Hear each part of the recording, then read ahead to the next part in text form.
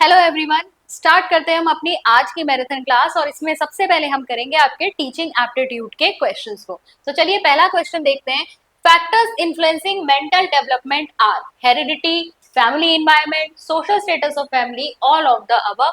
तो बच्चे के मानसिक विकास को कौन सी चीजें प्रभावित करती हैं? तो ये सभी चीजें प्रभावित करती हैं। हेरिडिटी भी होगी, फैमिली का एनवायरनमेंट भी होगा, सोशल स्टेटस ऑफ फैमिली, ये सभी चीजें बच्चे के मानसिक विकास पर प्रभाव डालती है। तो इसका आंसर होगा all of the above. Next question पे चलेंगे। Creative child is that who stands first in the class, have creative behaviour, have good behaviour, have good memory power.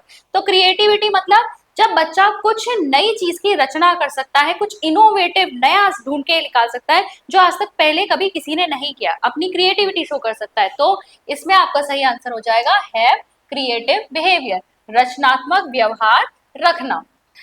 Question number third, the sense organs of talented students are. तो talented या gifted students के जो sense organs होते हैं वो कैसे होते हैं? Normal, sharp, liberative, none of these.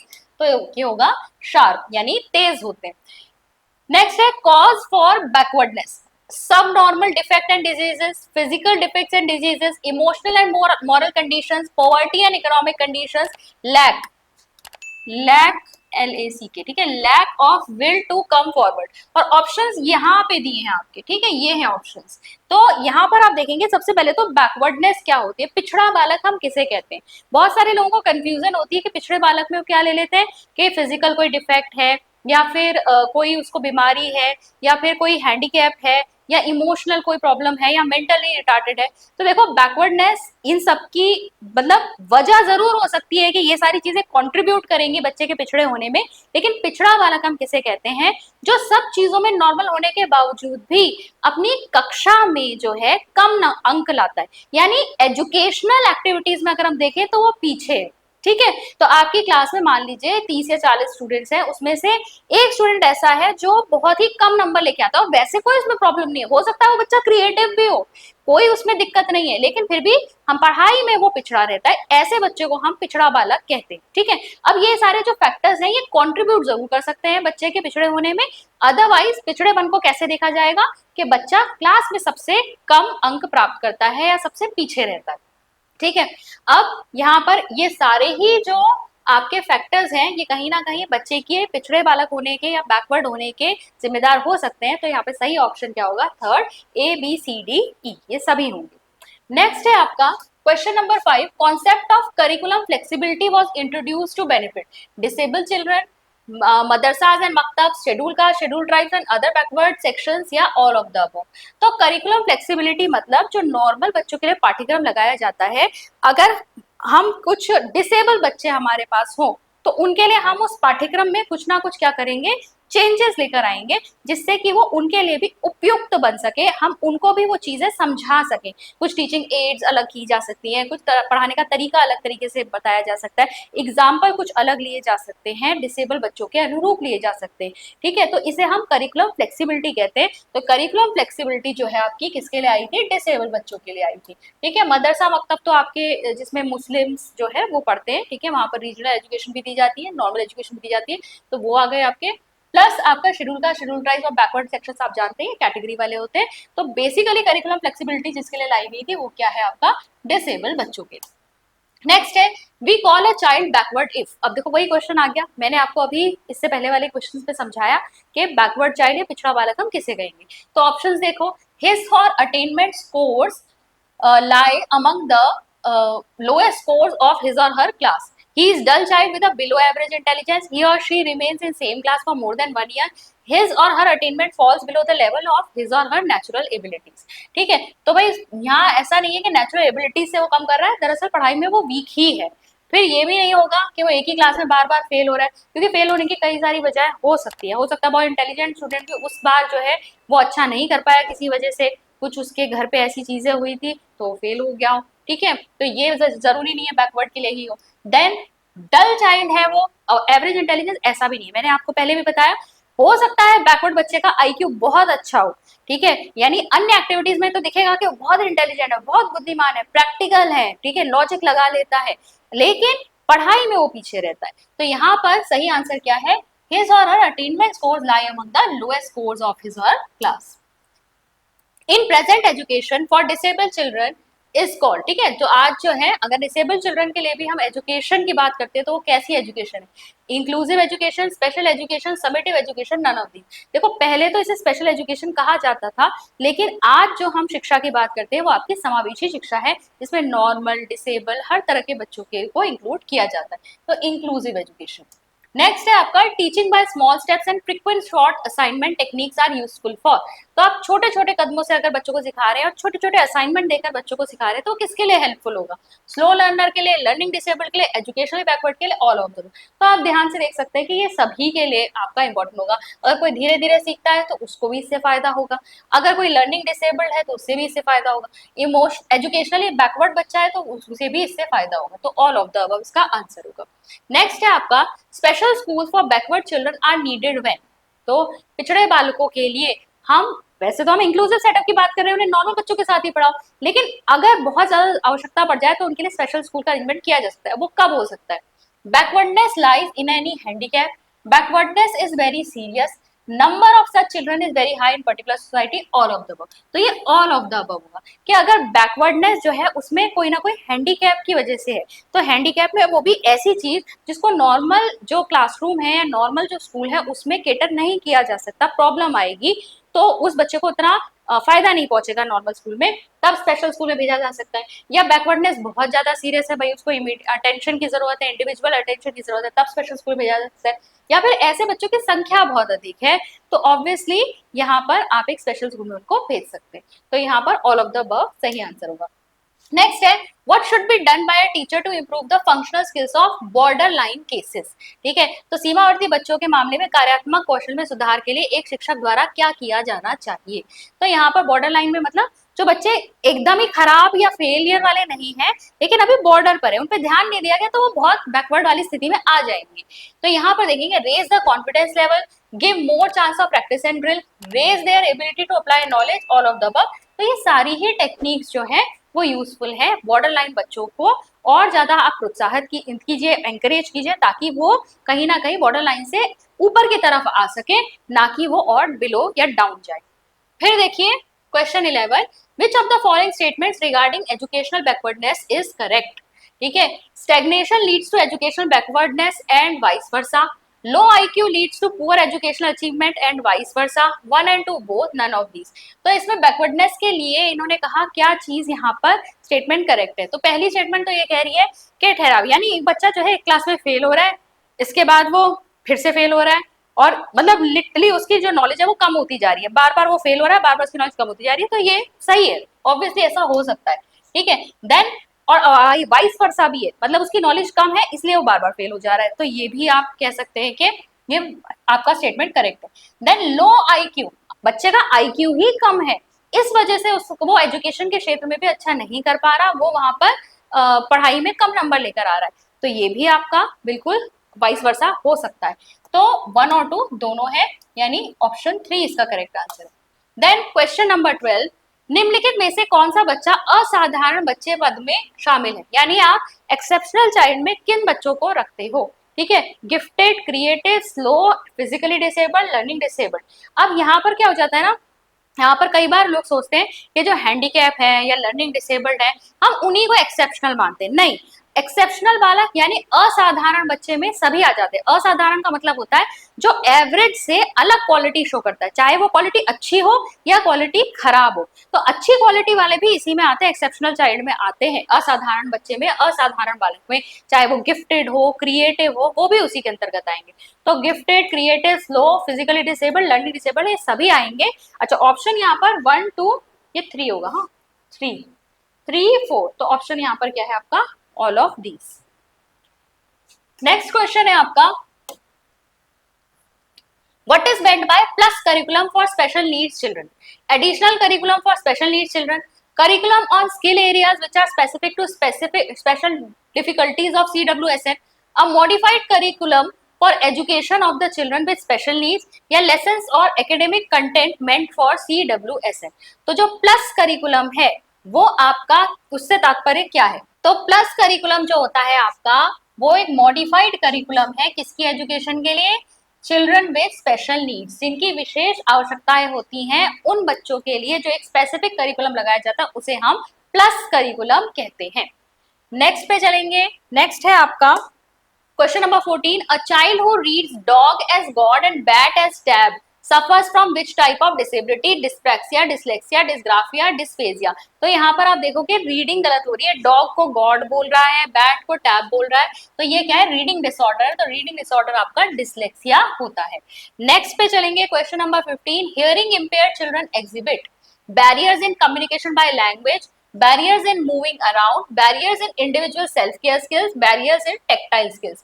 तो hearing impaired यानी सुनने में दिक्कत है, तो जब सुनने में दिक्कत होगी तो भाषा से के साथ कम्युनिकेट करने में भी दिक्कत होगी, क्योंकि आपको समझ ही नहीं आ रहा सामने वाला क्या बोल रहा है, तो ऑब्वियसली आप लैंग्वेज के फॉर्म में कम्युनिकेट नहीं कर पाएंगे।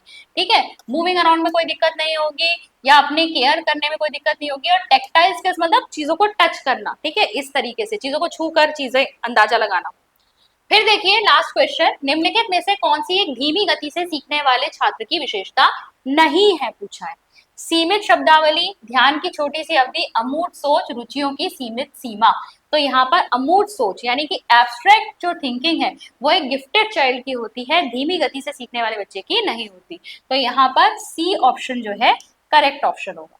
तो ये आपके क्वेश्चन है जो आपके एक्सेप्शनल चाइल्ड रिलेटेड टॉपिक से, जिसमें हमने लर्निंग डिसेबिलिटी को भी इंक्लूड किया, प्लस किस तरीके की इंक्लूसिव एजुकेशन दी जाती है, क्या टाइप का करिकुलम किया जाता है उनके लिए, उस पर बेस्ड। चलिए गाइस, बात करते हैं यहाँ पे काउंटिंग फिगर की। इसमें किस तरह के फिगर है आपके पास। तो सबसे पहला सवाल आप यहाँ पे देख सकते हैं, और यहाँ पे पूछा है आपसे how many triangles are there in the given picture. तो यहाँ पे आप एक शेप देख सकते हैं जिसके अंदर कुछ लाइंस हैं। ठीक है, अब आपको बताना है कि इसमें टोटल कितने ट्राइंगल्स बनेंगे। तो देखिए, आपको हल्का सा ये आइडिया होना चाहिए, जैसे कि अगर मैं एक ट्राइंगल बनाऊं और इसके बीचों बीच से एक लाइन ड्रॉ करूं, ठीक है, तो इस फिगर से आपको कितने ट्राइंगल देखने को मिलेंगे, 3 देखने को मिलेंगे, 1, 2 और एक बाहर वाला। और मान लो अगर इस तरह से कोई फिगर होती तो 1 2 3, फिर ये 4, फिर ये 5 और फिर ये सबसे आउटर वाला 6। तो आप एक आइडिया ऐसे भी लगा सकते हैं कि आप इन तीनों नंबर्स को ऐड कर दीजिए। पहले जितने ट्राइंगल अंदर आपको दिख रहे हैं इस टाइप के शेप में, आप इनको आपस में ऐड कर दीजिए, और जब आप ऐड करेंगे तो आपको क्या मिलेगा, 6 मिलेगा। तो आप इनके अंदर के काउंट को जब ऐड करेंगे तब भी आपको सेम ही आंसर मिलेगा, और अगर आप ऐसे काउंट करेंगे तो भी आपको सेम ही आंसर मिलेगा। लेकिन एक चीज ध्यान रखना, काउंट करने में हो सकता है कि आप एक आध ट्राइंगल स्किप कर दें, लेकिन हाँ, इस पैटर्न से अगर आप करेंगे ऐड करके तो आप एक भी ट्राइंगल मिस नहीं करेंगे। आई होप आप मेरी बात समझ रहे होंगे। अब जरा इस फिगर को देखिए, यहां पे इस ट्राइंगल को अगर आप इस पॉइंट ऑफ व्यू से देखें,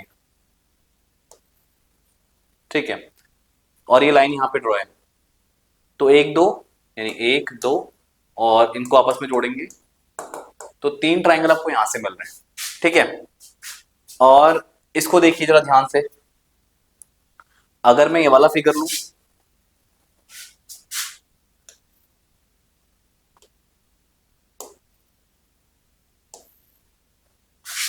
तो यहां भी 1 और 2, तो 3 आपको यहां से मिलेंगे।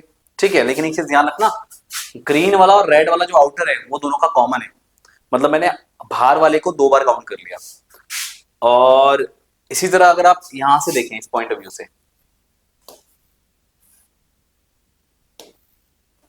तो 1 और 2, तो 1 + 2 3 आपको यहां पे मिलेंगे। ठीक, तो 3 3 6 3 9, लेकिन इसमें आपको 2 माइनस करना पड़ेगा।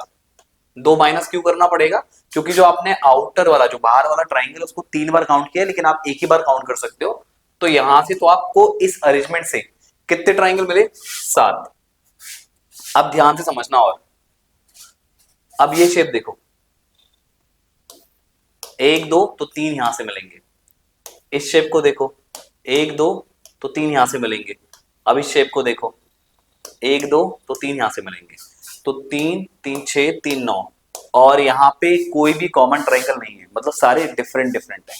तो 9 और 7 16, तो option A is correct. I hope आपको ये क्वेश्चन समझ में आ गया होगा। आगे बढ़ते हैं और नेक्स्ट वाले क्वेश्चन की बात करते हैं। अब इस फिगर को देखिए, how many triangles are there in the given picture.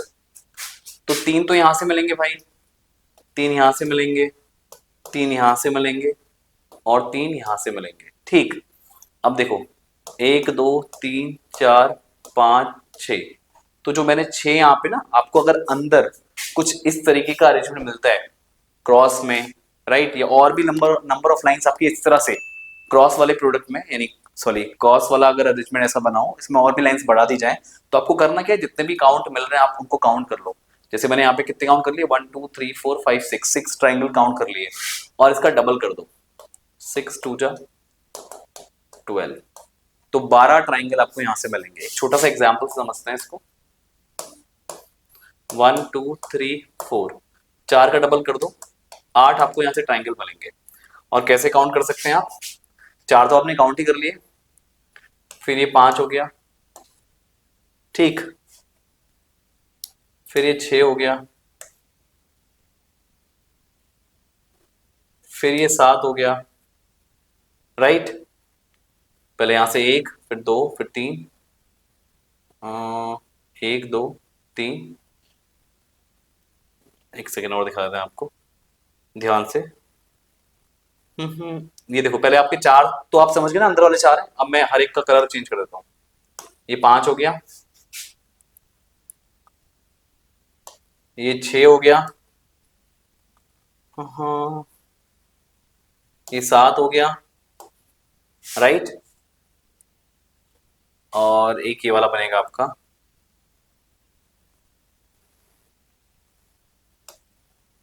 एक 8 हो गया। Got it. तो टोटल आपको 8 ही ट्राइंगल बनेंगे, लेकिन इस तरह से काउंट करोगे, हो सकता है एक आध स्किप कर दो। जैसे मुझे भी थोड़ी देर में जब मैंने डबल डबल फैन चला दिया सेम कलर का, तो मुझे भी आइडिया नहीं आया कि कौन सा मैंने स्किप कर दिया, करेक्ट। लेकिन इसका एक पैटर्न है, अगर आप अंदर को काउंट कर लोगे ट्राइंगल को, उसका सीधे डबल कर दो, आपको टोटल ट्राइंगल का काउंट यहाँ पे मिल जाएगा। अब यहाँ पे आते हैं वापस क्वेश्चन पे। तो 12 यहां से मिले, 3 3 6 3 9 3 12, 12 12 24। क्या ये खत्म हो गया? नहीं, अभी खत्म नहीं हुआ है। क्यों नहीं हुआ है? क्योंकि जब ये कॉम्बिनेशन बन रहा है ऐसा, इस मिडल वाले का और जो आउटर में आपके ट्राइंगल्स बने, इसका जब कॉम्बिनेशन बन रहा है, तो आप देखो ना, आपको एक डिफरेंट शेप यहां भी दिख रहा है। ये तो 2 ट्राइंगल यहां पे आ गए और 2 यहां पे आ गए, 2 और 2 4 बन गए। अब ये मत कहना सर ये भी तो बन रहा है और ये, अरे ये और ये आपने ऑलरेडी काउंट कर लिए। ये वाला काउंट कर लिया है इस वाले स्क्वायर के अंदर, और ये वाला काउंट कर लिया है 1 2 3 के अंदर। जब आपने 3 लिखे ना, ये उसके अंदर काउंट हो गया है। लेकिन ये वाला शेप कहीं भी काउंट नहीं हुआ है, और ये वाला भी कहीं भी काउंट नहीं हुआ है। Got it. तो यहाँ पे कितना हो गया, 24 और 4 28। तो option B is correct. I hope ये सवाल आपको समझ में आ गया होगा। आगे बढ़ते हैं और नेक्स्ट वाले क्वेश्चन की बात करते हैं। इसे देखिए, इसमें कितने ट्राइंगल हैं? तो 3 यहां से मिलेंगे, 3 यहां से मिलेंगे, 3 यहां से मिलेंगे, ठीक है। 3 3 6 3 9, 9 तो यही हो गए। उसके बाद देखो ये भी तो शेप बन रहा है, 3 यहां से मिलेंगे, 9 3 12, ठीक। और देखो 12, अब ध्यान समझना,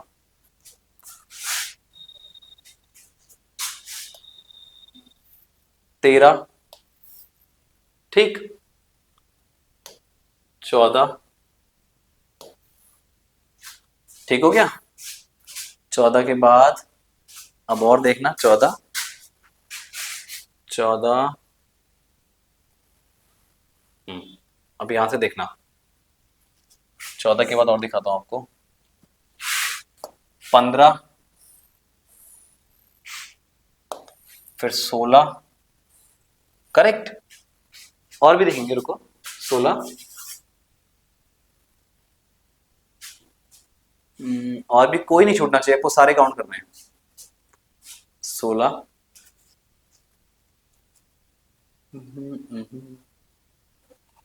अब देखो आपने काउंट नहीं किया, 17, ये 18, करेक्ट। 18 तो मैंने आपको ये बता दिया। अब पहले ऑप्शन चेक कर लो, यहाँ 14 है, यहाँ 11 है, यहाँ 16 है, ठीक है। और 18 मैंने आपको बता दिए। अभी और थोड़ा और देखेंगे तो आपको और ज्यादा मिलेंगे, क्योंकि ना तो 14 आ रहे हैं, ना 11 आ रहे हैं, 16 आ रहे हैं। तो डी ऑप्शन ही आंसर बनेगा और मुझे 22 या उससे अधिक काउंट करके दिखाने की जरूरत भी नहीं है। क्यों? क्योंकि जब ये तीनों ऑप्शन मैच नहीं करे तो चौथा ही इसका क्या होगा, करेक्ट आंसर होगा। आई होप आपको ये कॉन्सेप्ट समझ में आ गया होगा। लेकिन ध्यान रहे, जब भी आप इसे काउंट करें तो देख ले कि कोई ट्राइंगल डबल काउंट ना हो जाए और कोई ट्राइंगल मिस भी ना हो जाए, क्योंकि ऐसे क्वेश्चंस में टाइम लग जाते हैं। तो थोड़ा सा पेशेंस रख के आपको ऐसे क्वेश्चन सॉल्व करने होंगे। ठीक है, तो ऑप्शन डी आपका क्या होगा, करेक्ट आंसर होगा। आगे बढ़ते हैं। ये सवाल देखिए, how many cubes are there in the given picture. तो देखिए सबसे नीचे तो जो ये तो कोई 3D इमेज है, तो सबसे नीचे 1 2 3 4, ध्यान से समझना। ठीक है, एक एक इसके नीचे होगा 2, या ऐसे नहीं समझ पा रहे तो ऐसे समझो। इसमें कितने होंगे, नीचे से लेके ऊपर तक 3, इसमें 2, इसमें 1, 3 2 5 और 1 6, 6 इसमें है। और देखो इसमें 2 होंगे, 6 2 8, 8 और 1 9, और एक ये 10। Option 20 correct. आगे बढ़ते हैं। अब इसमें तो बताना ही नहीं आपको, ऑलरेडी आप कर चुके हैं। कैसे? 1 2 3 4 5 6 7 8, 8 का डबल कर दो 16, यानी कि ऑप्शन सी इज करेक्ट। ठीक, आगे बढ़ते हैं। इसे देखो, इसमें कितने रेक्टेंगल हैं आपको बताना है। 1 2 3 4 5 6 7 8, नॉर्मली 8 काउंट कर लिया आपने। अब देखो 9, ठीक, फिर देखो, अच्छा 9 ये हो गए, फिर आप देखो ये 10, ठीक, ये 11, ये 12, 12 यहां से आ गए, ये 13 हो गया, ठीक, ये 14 हो गया, ये 15 हो गया, ठीक, 15, और बाहर वाला भी आप काउंट करेंगे तो ये 16 होएगा, लेकिन बाहर वाला आपका स्क्वायर बन रहा है। करेक्ट, तो बाहर वाला आपका स्क्वायर बन रहा है, क्योंकि दो इस तरह से हैं और दो इस तरह से हैं, पूरा मैच कर ले रहे हैं डायमेंशन को। तो आपका बाहर वाला काउंट करते 16 बनेगा। जस्ट 1 सेकेंड, राइट, ठीक है, बाहर वाला आप काउंट कर लीजिए। अब यहाँ पे एक्चुअली दिया नहीं है कि बराबर है या नहीं है, ठीक है, तो आपको ये सारे ही काउंट करने पड़ेंगे। बाहर वाला लेकिन देखने में स्क्वायर लग रहा है, but no need to worry, वो स्क्वायर नहीं है। ठीक है, तो आपको पूरे ही काउंट करने पड़ेंगे। तो यहाँ पे आप इसको भी स्किप नहीं करेंगे, you have to count that also. So that is correct, 16 इसका राइट आंसर है। करेक्ट, ठीक है, आई होप ये सवाल भी आपको समझ में आ गया होगा। आगे बढ़ते हैं और नेक्स्ट वाले क्वेश्चन की बात करते हैं। अब इसको देखिए, 1 2 3 4 5 6 7, फिर ये हो गया 8, ठीक, फिर ये हो गया 9, फिर ये हो गया 10, फिर ये हो गया 11, फिर ये हो गया 12। तो टोटल कितने निकल के आ रहे हैं इसमें? 12 निकल के आ रहे हैं। ठीक है, 12, अभी रुको, 12, उसके बाद ये 13, फिर ये 14। तो टोटल 14 होने चाहिए, लेकिन यहाँ पे कुछ मिसप्रिंट है, कुछ ना कुछ प्रॉब्लम है। ठीक है, तो यहाँ पे आंसर मैच नहीं कर रहा है। आपको फिर से काउंट करके बता दूं, 1 2 3 4 5 6 7, ये वाला 8, ये वाला 9, ये वाला 10, ये वाला 11, ठीक, फिर ये वाला 12, फिर ये वाला 13, और फिर ये वाला 14। तो इसका राइट आंसर 14 हो गया। ठीक है, आई होप आपको बात समझ में आ रही होगी। तो यहाँ पे किसी एक ऑप्शन को कट कर लीजिए, तो 14 वाला आपका क्या होगा, राइट आंसर होगा। आगे बढ़ते हैं और नेक्स्ट वाले क्वेश्चन की बात करते हैं। इसे देखिए, 1 2 3 4 5 6 7, ठीक, फिर 8 9 10 11, और एक बाहर वाला 12। Option C is correct. Okay, आगे बढ़ते हैं, इसे देखते हैं। क्या बताना है? आयतों की संख्या। लेकिन ये जो आपको दिए ना यहाँ पे, ये आपको वर्ग दिए हुए हैं, सारे डायमेंशन बराबर है। तो 1 2 3, ठीक है, 3 ऐसे बन रहे हैं, फिर 4, फिर 5, फिर 6, फिर 7, राइट, 7। तो आपके कितने ट्राइंगल बन रहे हैं, सॉरी कितने रेक्टेंगल बन रहे हैं यहाँ पे? सिर्फ 7 बन रहे हैं। 1 2 1 2 3, फिर 4, फिर 5, फिर 6, फिर 7, और एक आपका ये 8।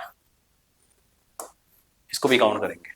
1 2 3 4, फिर 5, फिर 6, फिर 7, फिर एक 8। डन। इसके अलावा कोई भी आपका नहीं बन रहा है, तो only 8 is the right answer. Option B is correct. Okay, आगे बढ़ते हैं। इसमें आपको सर्कल काउंट करने हैं, बहुत इजी है।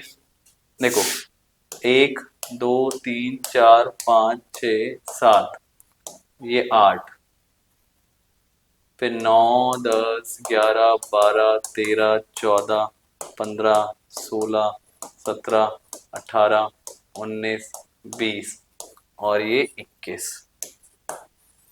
तो option D is correct. Okay, आगे बढ़ते हैं। इसे देखिए, इसमें कितना ट्राइंगल होगा? Okay, how many triangles are there in the given figure? 3 तो इससे निकलेंगे ऐसे करके, राइट, फिर 3 यहां से भी निकलेंगे, 3 3 6, फिर 3 यहां से भी निकलेंगे, 6 3 9, उसके बाद 10 11 12 13, यहां तक पहुंचे। और कोई ट्राइंगल बन रहा है? बन रहा है। 13 14, फिर 15, अभी 15 तक पहुंचे हो, ठीक है। अब कोई कहेंगे सर यहां से लाइन भी तो जा रही है, क्या कहते हैं ये, तो इसको और इसको भी तो काउंट करो। तो ये वाला आपने इस वाले फिगर में काउंट कर लिया है, और ये वाला आपने इस वाले फिगर में काउंट कर लिया है, ठीक है। तो दो दो बार काउंट नहीं करना है। ये यहाँ पे काउंट आ गया था, और ये वाला यहाँ पे इसका काउंट आ गया था, मतलब इसमें, ये वाला इसमें आ गया था काउंट, सॉरी, ठीक है। तो अभी कितने बने आपके? 15। इसके अलावा कुछ और दिख रहा है? नहीं। इसका आंसर आई थिंक 15 ही होना चाहिए। Yes, 15 is the right answer. Option C is correct. I hope ये क्वेश्चन भी आपको क्लियर होगा। अभी नेक्स्ट क्वेश्चन की बात कर लेते हैं। How many triangles are there in the given picture?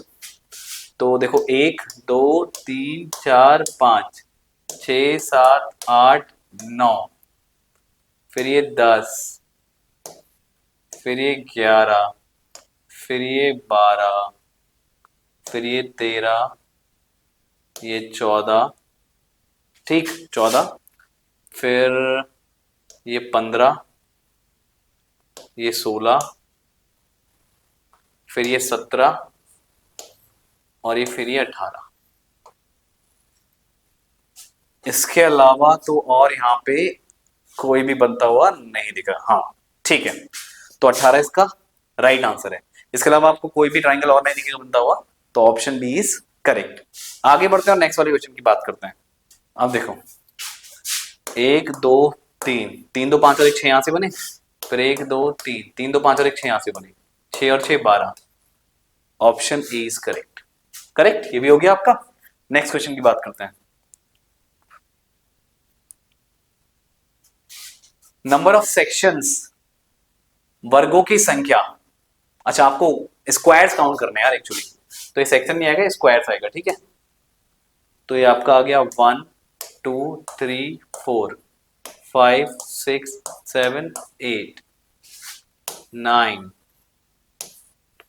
10 11, बस, इसके अलावा आपको कुछ नहीं मिलेगा। तो option C is correct. Answer check कर लेते हैं इसका, 14 या 11 इज द राइट आंसर। आगे बढ़ते हैं और नेक्स्ट क्वेश्चन की बात करते हैं। वर्गों की संख्या। ठीक है भाई, 1 2 3 4, ठीक, फिर ये 5, फिर 6 7 8 9, फिर ये आपका 10। इसके अलावा तो और नहीं होना चाहिए। ठीक है, ऑप्शन बी इज करेक्ट। तो ये भी आपका कंप्लीट हो गया, ये भी आपका क्या हो गया, स्क्वायर हो गया।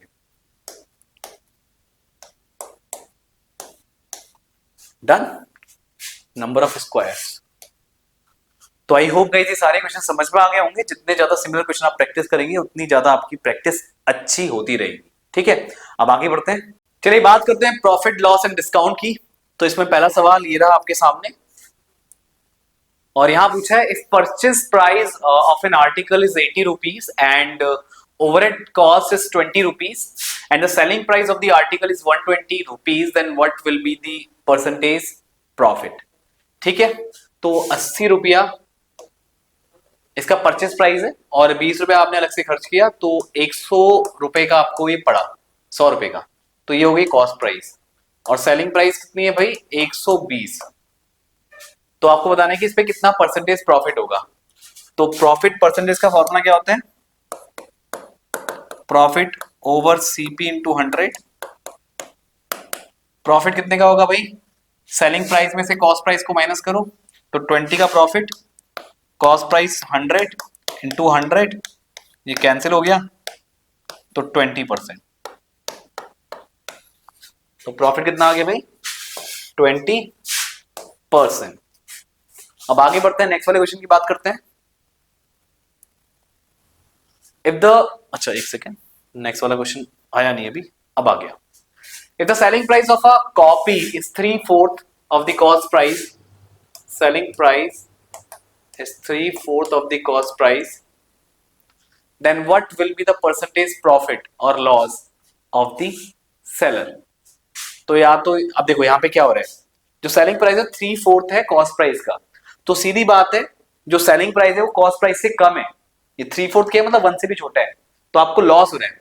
अब ये लॉस कितने का होगा, तो आप क्या करेंगे, कॉस्ट प्राइस में से सेलिंग प्राइस को माइनस करेंगे, तो ये लॉस निकल के आएगा। कॉस्ट प्राइस आपका एज इट इज और सेलिंग प्राइस की वैल्यू कितनी है, 3/4 ऑफ कॉस्ट प्राइस, तो ये CP/4 बचेगा आफ्टर एलसीएम, ये लॉस है। लॉस परसेंटेज का फॉर्मूला जो आपका प्रॉफिट परसेंटेज का होता है वही लॉस परसेंटेज का भी होता है, loss over CP over 100, loss over CP into 100। तो ये कितना है, CP/4 नीचे CP इंटू 100, CP कैंसिल, तो 1/4 इंटू 100, तो 25% का क्या हो गया, लॉस। करेक्ट, यानी ऑप्शन बी इज करेक्ट। आगे बढ़ते हैं, नेक्स्ट वाले क्वेश्चन की बात करते हैं। If the selling price of an article is 90% of the cost price,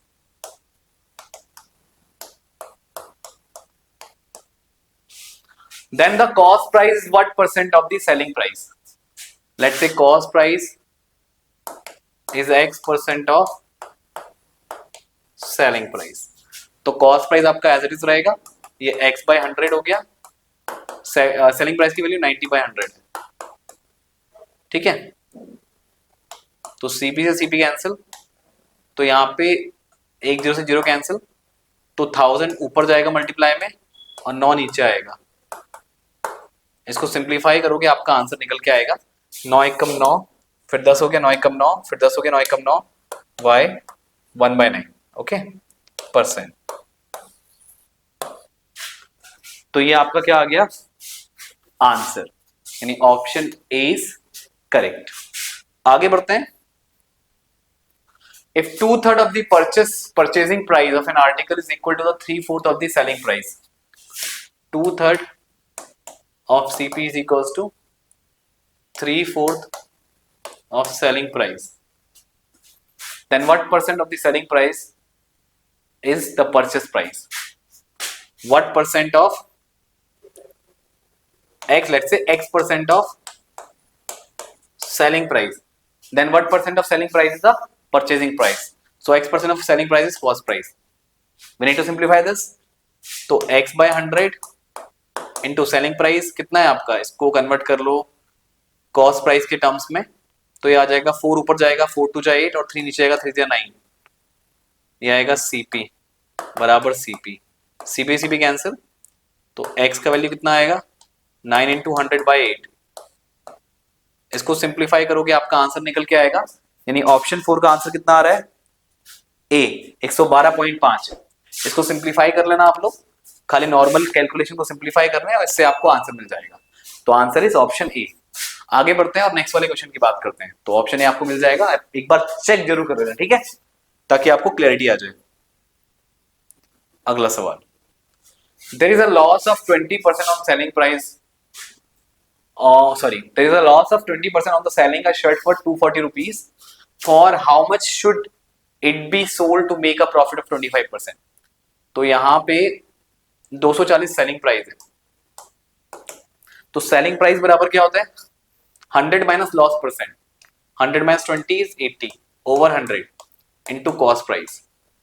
तो कॉस्ट प्राइस कितना निकल के आ रहा है 8 3 24, तो 300, ये कॉस्ट प्राइस निकल के आ रहा है, ठीक है। अब क्या बोला है उसने कि कितने का, मतलब अब कितने में बेचा जाए जिससे 25% का प्रॉफिट हो। तो सेलिंग प्राइस निकालना है, 25 का प्रॉफिट यानी 125% हो जाएगा, 125/100, 100 प्लस 25 करेंगे ना आप, इंटू सीपी, सीपी कितना है 300, तो 375, 100 को 300 से करेंगे 300 आएगा, 100 को 3 से करेंगे तो 300 आएगा, और 25 को 3 से करेंगे 75 आएगा। तो 375 का बेचोगे तब जाके आपको 25% का प्रॉफिट होगा। आगे बढ़ते हैं। If an item is sold at a loss of 11% for rupees 178, then for how much rupees should it be sold to make a profit of 11%? Same पहले जैसा क्वेश्चन है, जो अभी करके दिखाया मैंने इसमें, वही आपको इस वाले क्वेश्चन में आपको करना है, ठीक है। तो सेम पैटर्न है, तो डायरेक्टली आंसर की बात कर लेते हैं। क्वेश्चन नंबर 6 है, तो क्वेश्चन नंबर 6 का आंसर कितना आएगा 222। सेम वही करना है आपको जो इससे पहले वाले क्वेश्चन में किया, देखो यही था। इतने में बेचने तो भाई 20% का क्या हो रहा है लॉस हो रहा है, यहां पे देखो इतने में बेच रहे तो 11% का लॉस हो रहा है। अब भाई 11% का प्रॉफिट चाहिए तो क्या करना पड़ेगा, कितने में बेचना पड़ेगा, तो सेम चीज वही है।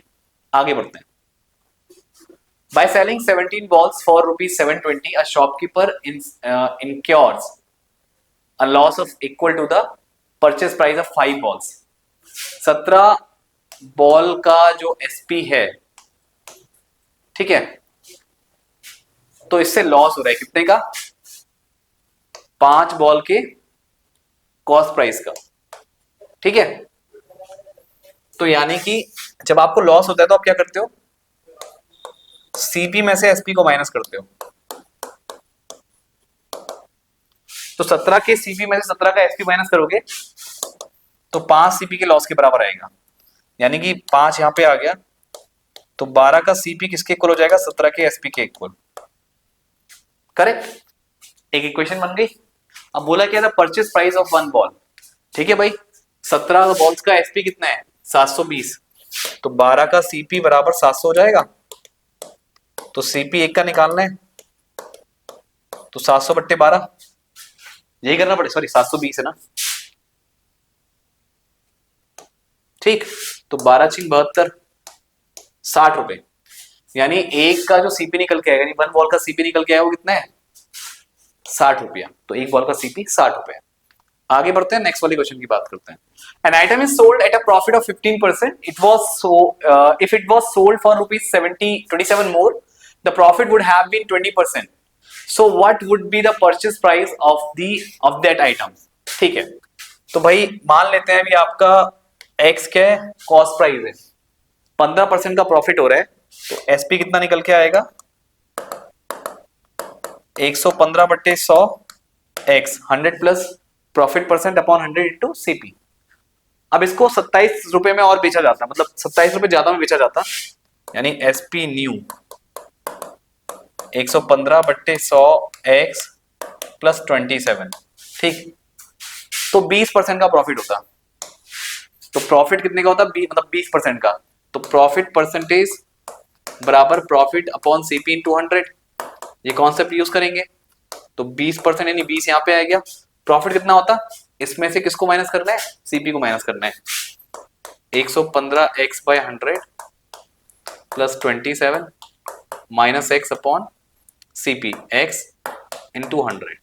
ठीक, मैं इसको सिंप्लीफाई करूंगी आपको x का वैल्यू मिल जाएगा। अब देखो यहाँ पे आपका कितना है, ये x है। अब मैं क्या कर रहा हूँ, ये जो 100 ये पूरा इसके अंदर आ गया ब्रैकेट के अंदर, 100 को मैं इधर ले आ रहा हूँ तो 20 बाय 100 यानी कि 1/5 आएगा। 100 20 के नीचे आएगा, 1/5 हो गया। इसमें से x को माइनस कर दूं तो ये 15x बाय 100 आएगा प्लस 27, करेक्ट, अपॉन में x यहाँ पे मल्टीप्लाई कर दो तो ये कितना आ जाएगा, x बाय 5, तो 15/100x प्लस 27। 15/100x को इधर ले आओ और जो x/5 है इसका जो डिनोमिनेटर इसको 100 बना लो, तो 100 के लिए इसको 20 से मल्टीप्लाई करना पड़ेगा ऊपर नीचे, तो ये 20 अब x अपॉन 100 हो जाएगा और ये 15x अपॉन 100 बराबर 27। तो ये कितना आएगा, 5x अपॉन 100 बराबर 27। तो x बचते 20, 27 आ गया, 27 होना 54, 540। तो सीपी कितना निकल के आ गया भाई, 540 रुपए। क्या पूछा उसने, so what would be the purchase price of that item, तो 540, ऑप्शन सी इज करेक्ट। आगे बढ़ते हैं और नेक्स्ट वाले क्वेश्चन की बात करते हैं। If the purchasing price of 24 pencil is equal to the selling price of 15 pencils, purchase price यानी CP of 24 is equal to SP of 15 pencil. ठीक है भाई, यानी 15 पेंसिल बेच देंगे तो 24 पेंसिल का कॉस्ट प्राइस निकल के आ जाएगा, तो भाई प्रॉफिट हो रहा है, सीधी बात है। तो what will be the seller profit percentage, ठीक है निकालते हैं। तो 24 के एसपी में से अगर 24 के सीपी को माइनस करूंगा तब जाके प्रॉफिट निकल के आएगा। तो 24 का एसपी एज इट इज और 24 का सीपी किसके इक्वल, 15 के एसपी के इक्वल। तो 24 में से 15 गया 9 एसपी के बराबर क्या आ गया, प्रॉफिट आ गया, करेक्ट। तो यहां पे प्रॉफिट परसेंटेज क्या होएगा, प्रॉफिट अपॉन सीपी इन 200। तो प्रॉफिट कितने का भाई, 9 एसपी के बराबर। और आप बात कर रहे हो कॉस्ट प्राइस की कितने पे, 24 पे, क्योंकि 24 को लेकर के बात हो रही है। तो 24 का सीपी किसके बराबर है, 15 के एसपी के बराबर इन 200। एसपी से एसपी कटा, 9/15 गुणा 100, 5 3 15, 5 दूनी 10, 9 दूनी 18/3, 3 6 18। ये एक सेकेंड रुकना, ठीक है, 3 6 18 60%, पूरा पूरा कट रहा है। तो 60% का प्रॉफिट होएगा, ऑप्शन डी इज करेक्ट। ठीक है, आगे बढ़ते हैं और नेक्स्ट वाले क्वेश्चन की बात करते हैं। A vendor buys lemons at a rate of 10 rupees per dozen, तो 10 के 12, तो एक नींबू का प्राइस कितना हो गया, 10/12। ये एक नींबू का कॉस्ट प्राइस आ गया।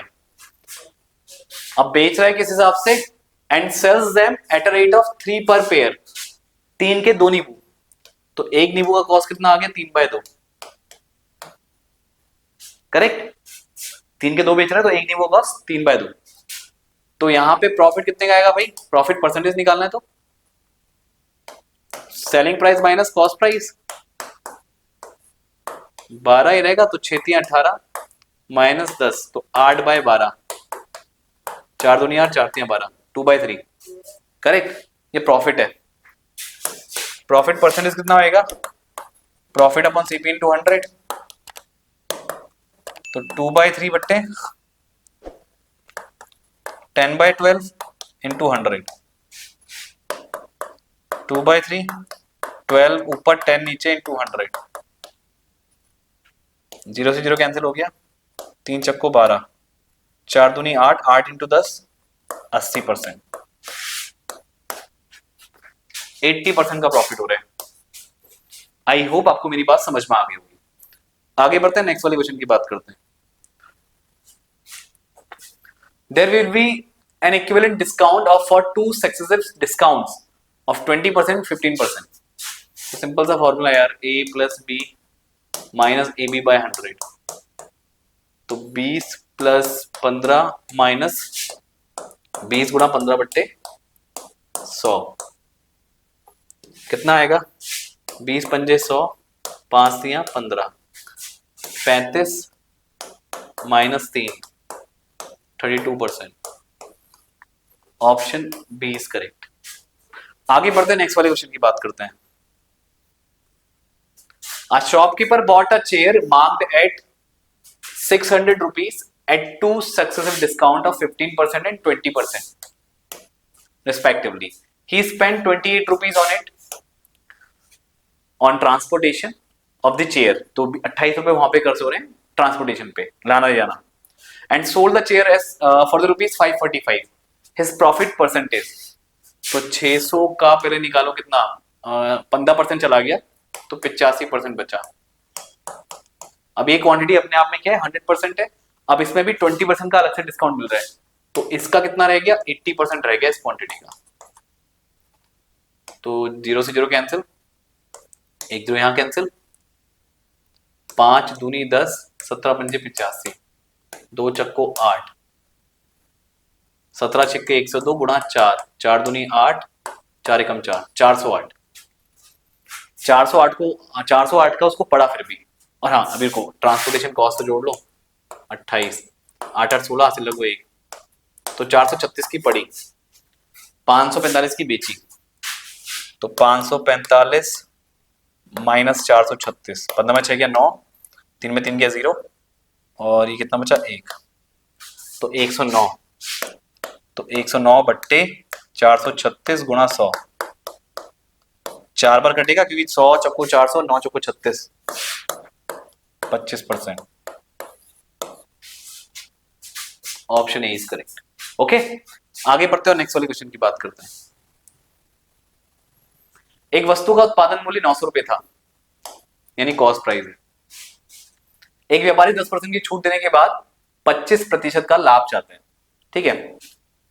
तो भाई एक काम करते हैं, एक्स ले लेते हैं अमाउंट, इस पर 10% की छूट थी तो 90% बचा, तो 90 ओवर 100 एक्स, ये हो गया सेलिंग प्राइस।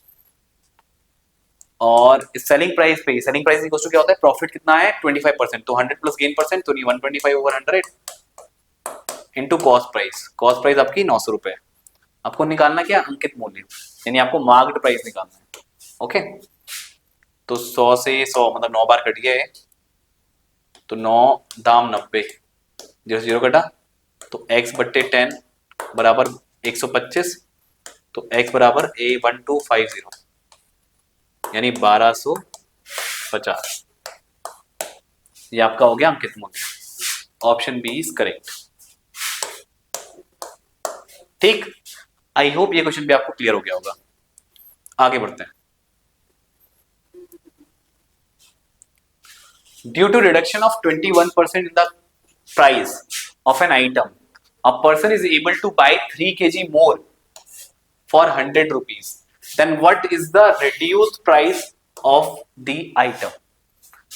तो भाई 100 रुपए का मान लो पहले जो खरीद रहा होगा वो x kg खरीद रहा होगा, ठीक है। हमको मालूम नहीं है यार, अभी पहले 100 रुपए में जितना भी ले रहा होगा वो हमको नहीं पता है, लेकिन अगर उसका प्राइस कम हो गया तो उस 100 रुपए में वो 3 किलो एक्स्ट्रा ले रहा है।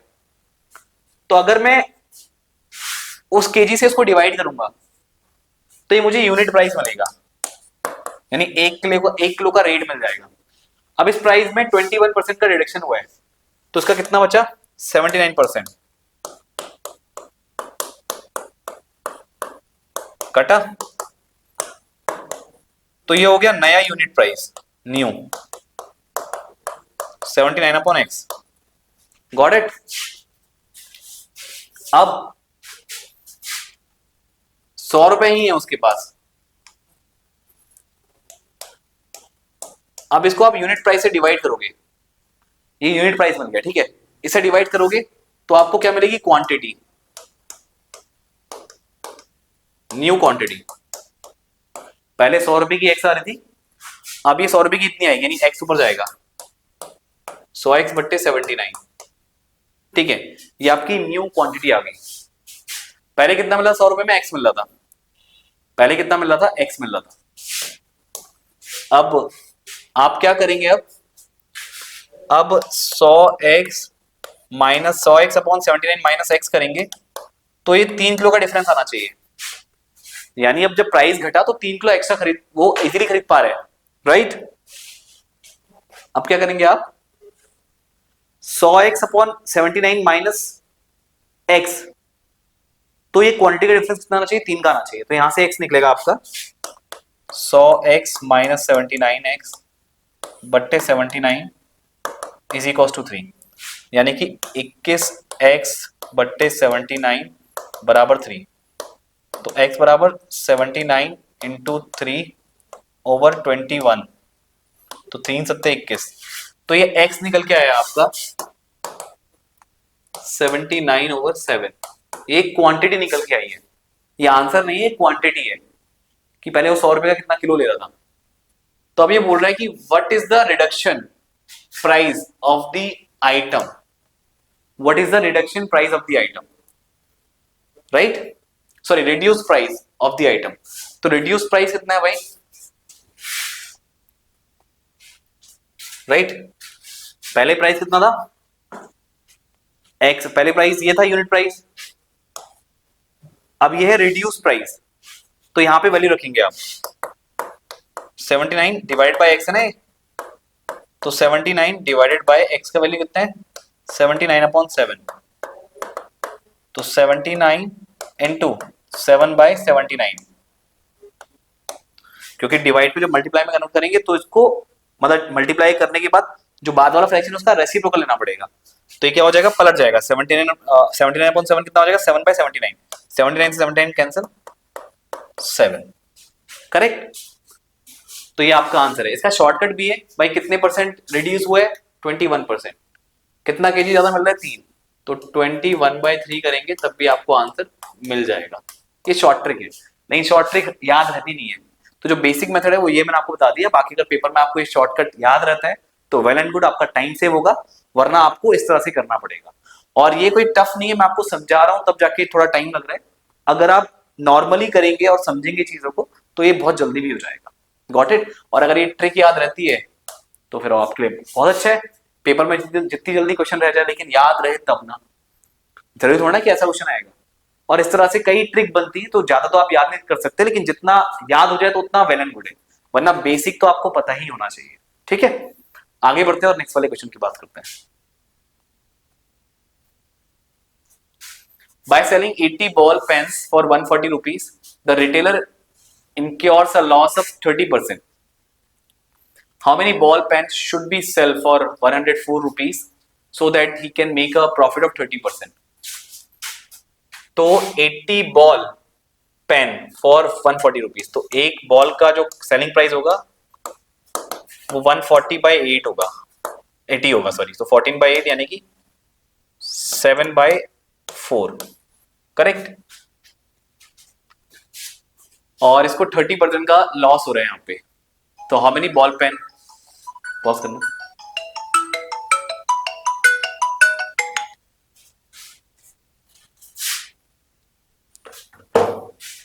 ऑन करो, ऑन कर दिया, तो देखो, तो यहां पे इसको 30% का लॉस हो रहा है, ठीक।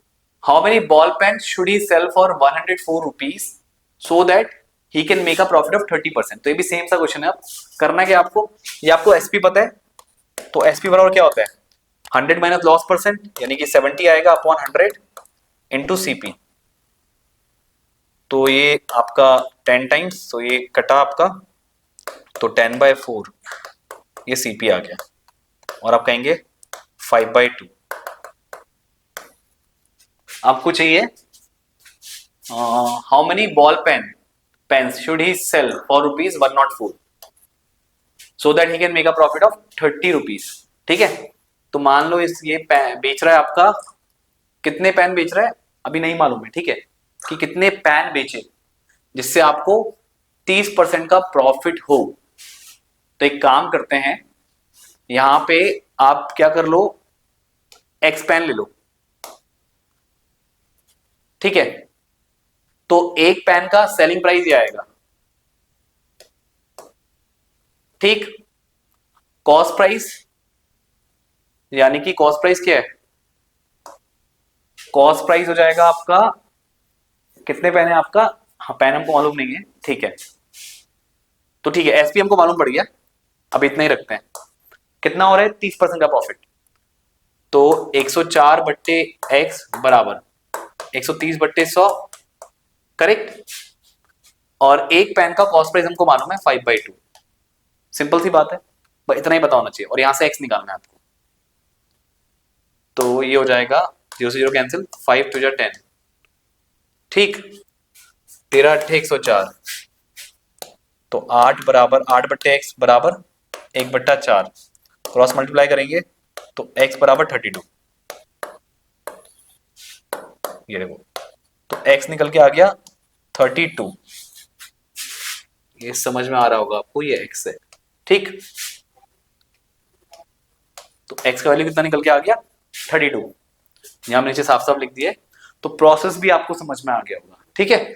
तो ये आपको यूनिट पेन का कॉन्सेप्ट लेके चलना होगा, ये काफी अच्छा सवाल था, ठीक है। एक बार खुद से बना के देखिएगा, और जितने सिमिलर क्वेश्चन आप ऐसे प्रैक्टिस करेंगे उतना ज्यादा आपका कॉन्सेप्ट क्लियर होगा। ओके गाइस, तो आज के सेशन में इतना ही, बाकी हम मिलेंगे नेक्स्ट सेशन। चलिए स्टूडेंट, हम यहाँ पर डीएलएड के लिए जीके के क्वेश्चंस करते हैं। हमारा जो पहला क्वेश्चन है वो है, उत्तराखंड प्रोजेक्ट शिक्षा प्रारंभ करने वाला भारत का कौन से नंबर का राज्य है। तो उत्तराखंड जो है वह प्रोजेक्ट शिक्षा प्राप्त शुरू करने वाला पहला राज्य है। क्या हो जाएगा, ऑप्शन नंबर जो है, ऑप्शन नंबर डी यहाँ पर इसका सही उत्तर है। आप लोगों को पता होगा जो नई शिक्षा नीति है वह 2020 में आपकी आई थी, उसके अंतर्गत प्रोजेक्ट शिक्षा को प्रारंभ करने वाला देश का पहला राज्य कौन बना है, उत्तराखंड बना है। जो एनईपी लाई थी जो समिति, उसके अध्यक्ष का आपके कौन थे, के कस्तूरी रंगन, तो वो भी आपको यहाँ पर याद करना है। इसका आंसर क्या है, ऑप्शन नंबर डी इसका सही उत्तर है। अगला प्रश्न देखिएगा, बहुत इंपॉर्टेंट क्वेश्चन है, बहुत बार आपका पूछा जाता है,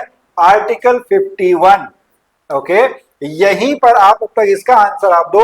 एक आर्टिकल 51A भी है, उसके अंतर्गत हमारे जो मूल कर्तव्य हैं, फंडामेंटल जो ड्यूटीज हैं, फंडामेंटल ड्यूटीज के बारे में हम बात करते हैं, बट यहां पर बात की गई है केवल आर्टिकल नंबर 51 की। अनुच्छेद 51 के अंतर्गत अंतरराष्ट्रीय शांति और सुरक्षा का बढ़ावा, यह किसके लिए आपका कहा गया है।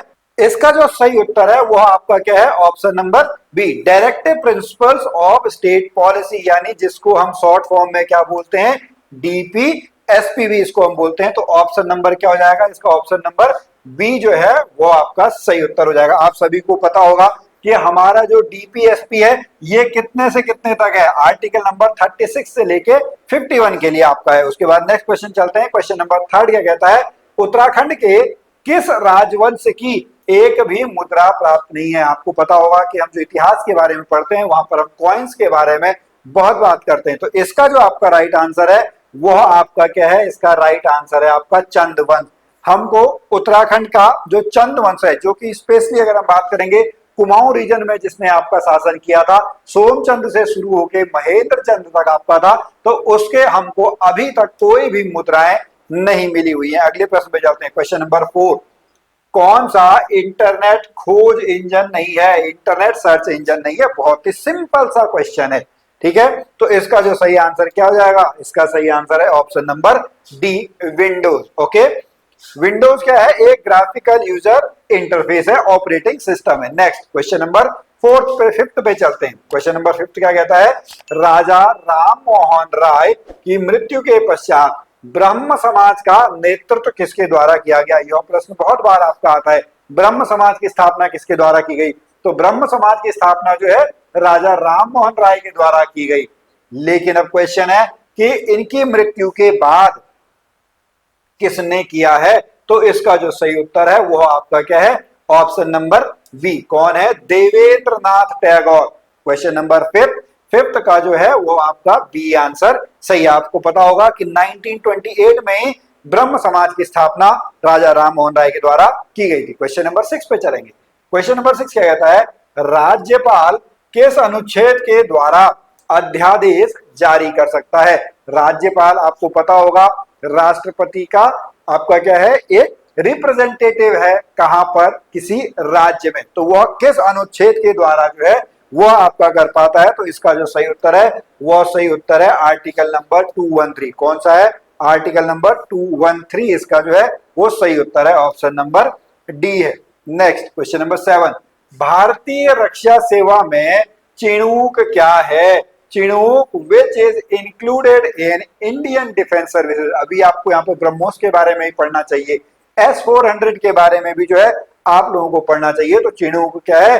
चिनूक एक आपका हेलीकॉप्टर है। क्या है? चिनूक जो है वह आपका एक हेलीकॉप्टर है। अगले प्रश्न पे चलेंगे, क्वेश्चन नंबर 8 पे चलते हैं। क्वेश्चन नंबर 8 क्या कहता है? अर्थव्यवस्था के टर्शरी सेक्टर में, ठीक है, तृतीय क्षेत्र में। अब यहाँ पर मैं आपको बता दूं, देखिए 3 क्षेत्र आपके होते हैं, प्राथमिक क्षेत्र, द्वितीय क्षेत्र, प्राथमिक क्षेत्र, द्वितीय क्षेत्र और तृतीय क्षेत्र। प्राथमिक में जो है वो प्राकृतिक जो कच्चा माल आपका जो है रॉ, जिसमें कृषि, मत्स्य, पशुपालन, वह सब किसके अंतर्गत आता है? वह सब आपका प्राथमिक क्षेत्र के अंतर्गत में आता है। दूसरे क्षेत्र में क्या आता है? दूसरे क्षेत्र में आता है हमारा उद्योग धंधे, फैक्ट्रियां, कच्चा माल लो, कोई नया प्रोडक्ट बनाओ। तीसरे सेक्टर में क्या आता है? तीसरे सेक्टर में कोई सर्विस सेक्टर आती है, सेवा, जैसे हम आपको पढ़ा रहे हैं, डॉक्टर आपको सर्विसेज देते हैं। तो अब यहाँ पर आप देखिएगा, खनन नहीं होगा, निर्माण नहीं होगा, पशुपालन नहीं होगा, तो क्या हो जाएगा?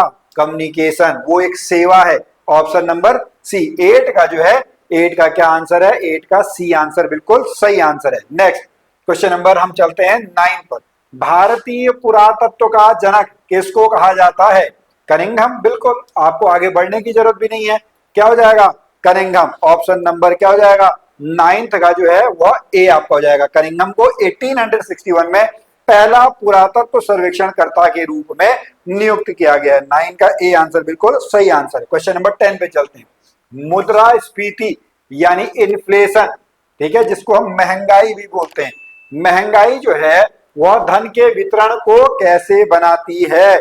तो आप लोगों को पता होगा कैसे बनाती है, असमान बनाती है। जब महंगाई बढ़ जाती है तो क्या होता है? अमीर तो उसको खरीद लेता है लेकिन गरीब नहीं खरीद पाता है। आपने भारतीय समाज में भी देखा होगा कि यहाँ पर जो है अमीर अमीर होता जा रहा है, गरीब गरीब होता जा रहा है। ये एक प्रॉब्लम है।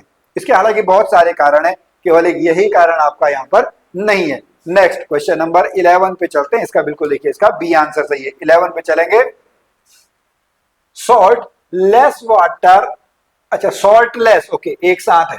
लवण रहित कौन सी झील है? यानी खारे पानी की झील नहीं है, मीठे पानी की आप जो है वह मान के चलेगा। क्वेश्चन नंबर 11 जो है इसका डल झील है। क्या है? डल झील इसका सही उत्तर है। ऑप्शन नंबर क्या हो जाएगा? ऑप्शन नंबर इसका सी सही उत्तर हो जाएगा। वान झील कहाँ है? तुर्की में। सांभर झील कहाँ पे है? राजस्थान में।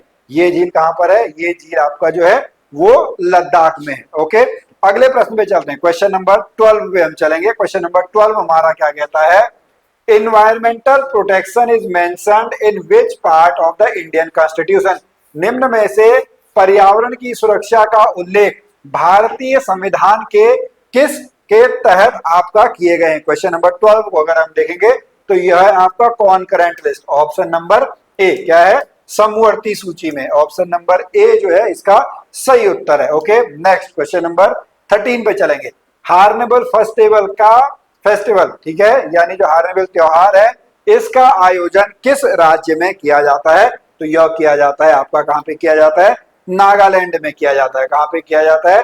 नागालैंड में किया जाता है। इसकी शुरुआत कब हुई है? इसकी शुरुआत सन 2000 में हुई है। ओके, 13 क्वेश्चन हमारे हो गए। 2 क्वेश्चन हमारे और बचे हुए हैं। क्वेश्चन नंबर 14 पे हम चलते हैं। Which one of the member of OPEC, आपको पता होगा जो पेट्रोलियम एक्सपोर्ट कंपनीज आपकी होती है, organisation of petroleum export companies, वो आपका है फ्रॉम ये दक्षिणी अमेरिका राष्ट्रों में से निम्न में से कौन सा एक ओपेक का सदस्य है? वेनेजुएला, ब्राजील, चिली और पेरू। बताएंगे।